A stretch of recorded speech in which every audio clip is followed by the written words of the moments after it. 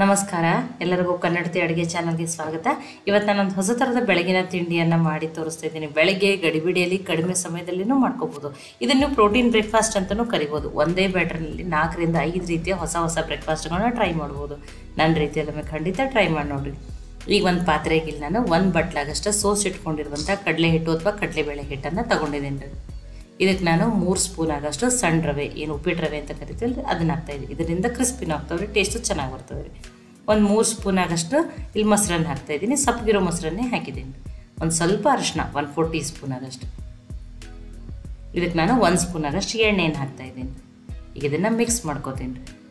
ನೋಡಿ, ನಾನಿಲ್ಲಿ ನೀರು ಮತ್ತು ಉಪ್ಪು ಹಾಕಿರೋ ಕ್ಲಿಪ್ಗಳು ಮಿಸ್ ಆಗಿರೋದ್ರಿಂದ ಅದು ಡೈರೆಕ್ಟ್ ನೀರು ಹಾಕಿದ್ದೇ ಬಂದದ್ರಿ. ಅದಕ್ಕಾಗಿಯೇ ಎಲ್ಲರಿಗೂ ಸಾರಿ ಕೇಳ್ತಾ ಇದ್ದೀನಿ. ಅವೆರಡು ಕ್ಲಿಪ್ಗಳು ಮಿಸ್ ಆಗ್ಯಾವೆ. ಇದಕ್ಕೆ ಸ್ವಲ್ಪ ನೀರನ್ನು ಹಾಕಿ ಹಿಟ್ಟನ್ನು ಕಲಸಿ ರೆಡಿ ಮಾಡ್ಕೊಂಡಿದ್ದೀನಿ ರೀ ನಾನು.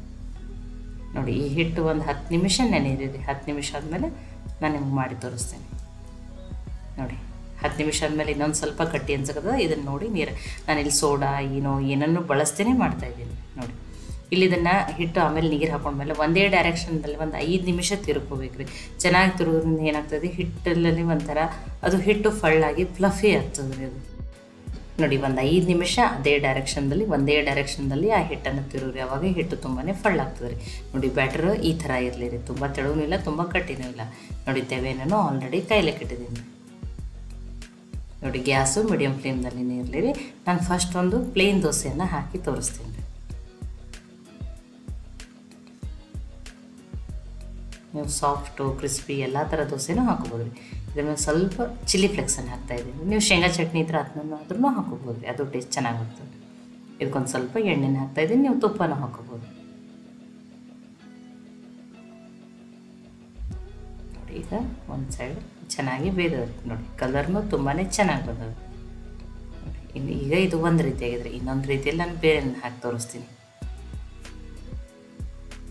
ಈಗ ಒಂದು ರೀತಿ ಬ್ರೇಕ್ಫಾಸ್ಟನ್ನು ಹಾಕಿದ್ದೀನಿ ರೀ. ಇನ್ನೊಂದನ್ನು ನೋಡಿರಿ, ಸ್ವಲ್ಪನೇ ನಾನು ಉತ್ತಪ್ಪ ಆಗೋದ್ಲೆ ಹಾಕೋತೀನಿ ರೀ. ಸ್ವಲ್ಪ ದಪ್ಪ ಹಾಕ್ಕೊಂಡಿದ್ದೀನಿ. ಇದಕ್ಕೊಂದು ಸ್ವಲ್ಪ ಈರುಳ್ಳಿ, ಒಂದು ಸ್ವಲ್ಪ ಕ್ಯಾಪ್ಸಿಕಮ್ಮು, ಟೊಮ್ಯಾಟೊ, ಕೊತ್ತಂಬರಿ ಮತ್ತು ನಿಮಗೆ ಯಾವ ವೆಜಿಟೇಬಲ್ಸನ್ನು ನೀವು ಹಾಕೋಬೋದು. ಇನ್ನೊಂದು ಸ್ವಲ್ಪ ಎಣ್ಣೆನ ಹಾಕ್ತೀನಿ ರೀ. ನೋಡಿ, ಇದು 2ನೇ ಥರದ ಬ್ರೇಕ್ಫಾಸ್ಟ್. ಒಂದೇ ಹಿಟ್ಟಿನಲ್ಲಿ ನಾವು 4 ರಿಂದ 5 ವೆರೈಟಿ ಬ್ರೇಕ್ಫಾಸ್ಟನ್ನು ಮಾಡ್ಕೋಬೋದು ರೀ. ಇದನ್ನು ತಿರುವಿ ಚೆನ್ನಾಗಿ ಬೇಯಿಸ್ಕೊತೀನಿ ರೀ. ಆ ವೆಜಿಟೇಬಲ್ಸ್ ಸ್ವಲ್ಪ ಬೇಯಲಿರಿ. ನೋಡಿ, ವೆಜಿಟೇಬಲ್ಸ ಬೇಯಿದಾವೆ. ಇದ್ರ ಮೇಲೆ ಸ್ವಲ್ಪ ಟೊಮ್ಯಾಟೊ ಕೆಚಪ್ಪನ್ನು ಹಾಕ್ತೀನಿ ರೀ. ಟೇಸ್ಟ್ ಚೆನ್ನಾಗಿ ಬರ್ತದೆ. ಹಾಗೇನೂ ತಿನ್ಬೋದು ರೀ ಬಿಸಿ ಇದನ್ನು. ನೋಡಿ, ಇದು 2ನೇ ಥರ. ಇನ್ನೊಂದು ಥರ ಬೇರೆ ರೀತಿಯಲ್ಲಿ ಹಾಕ್ತೀನಿ ರೀ.